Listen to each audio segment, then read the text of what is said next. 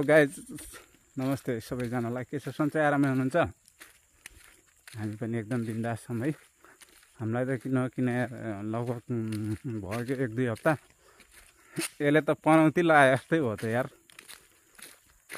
भेटिन्छन्, हान्छन्, पल्टिन्छन्, छोप्नै सकिन्न। किन हो किन यस्तो झारीमा लुगिया हुन्छन् यार। गाह्रो हुने भयो त यार। आजभोलि त खानै नपाइने भयो। धेरैको आँखा लागेछन् कि हो यार। एउटा त्यहाँ माथि छन्, यस्तरी हिँड्छन् खोज्न। धेरै गाह्रो भयो के कुखुरा पाउन त यार।